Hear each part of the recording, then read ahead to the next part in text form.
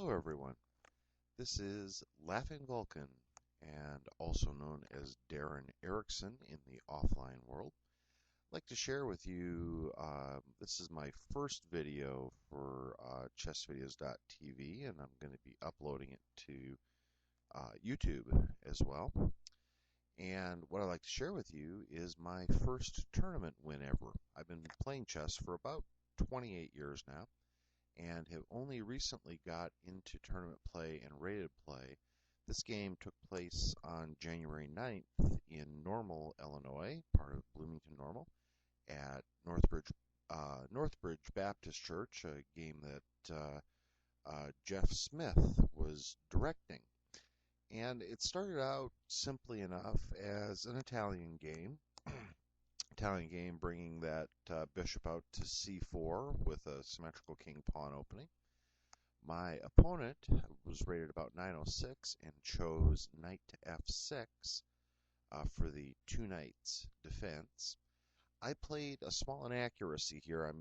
Ordinarily, I believe the main line, I could be wrong about this, is to bring that d3 pawn out, but I didn't do that. Instead, I chose to bring my knight up to c3. And my opponent went ahead and took the pawn at e4, and I took the knight. You might think, if you're a beginning level player like me, that, well, gee, you just traded pawn for knight there. But black has got d5, and at this point now, my knight and my bishop are forked. I cannot save both of them. I was a little bit surprised, which is funny because I played the Italian game enough that shouldn't surprise me. But after I got over my momentary shock, I settled on going ahead and bringing my bishop down to d3. My opponent played d takes e4, and then I replied with bishop takes e4. We're now even as far as the material balance goes. Black has got some advantages here. Black has got the ability to bring that bishop down, not necessarily just to there, but really has this whole diagonal at the moment down to here. Black also can bring the other bishop down, at least, can bring it down to there, and I think she does that before too long. The queen can come up there. Queen could also run, she can't run the full diagonal, but she can at least run as far as there. A lot of options here development-wise for black. I have already the option to castle, which is a good thing for me. One of my disadvantages here is that bishop at c1 is still hemmed in. I'm going to have to do something about that bishop.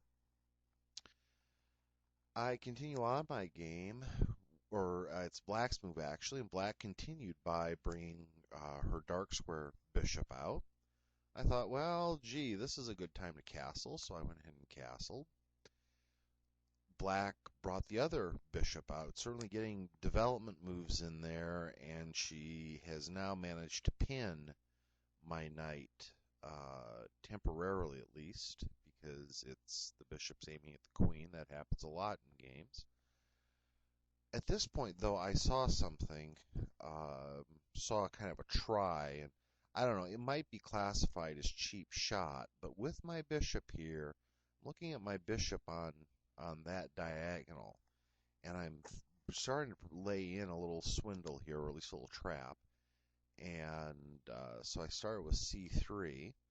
Don't know why black chose to go ahead and take the knight, other than it could well be that at this point of the game we're even materials, so let's go ahead and trade knight for bishop. Might have been the thinking there. Might have also just been, hey, let's start simplifying the board down.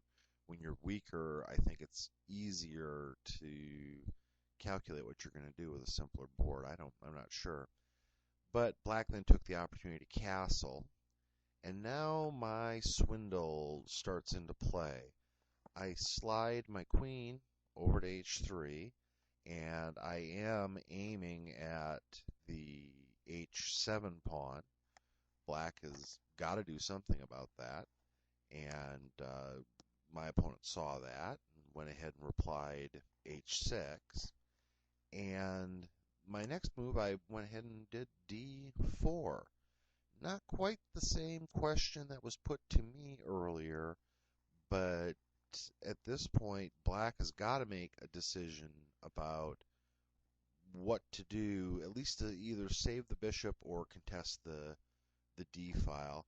And black has opportunity here, at least as far as I can see, because the queen is also aiming down the line. Queen couldn't land there because of my bishop, but queen is aiming down the line here. Fritz recommends as a choice, Fritz 12, just bring the bishop back, ease the pressure off a little bit. I don't dare take that pawn because uh, uh, don't take pawn because the queen then would have the full file to deal with there on the d file. Instead, my opponent did exactly what I was hoping for. We were right here, and my opponent went ahead and took my pawn. And I was actually glad to see that, because now I can unleash. This might be unsound, I'm not sure, but I can go ahead and take h6. And for a player at my level, at the level of my opponent, weaker player, that looks kind of dangerous. G takes h6 because the king is certainly exposed now on the g8 file. And I certainly do have various tries, among them queen to f5, possibly. This looks dangerous, but it's one of these times when the threat is stronger than the execution. Because, yeah, the queen is thinking about doing that. Black has gotten out, though, by preparing a bolt hole for the king to get to. And things aren't looking great for black, but it's not immediately deadly here either.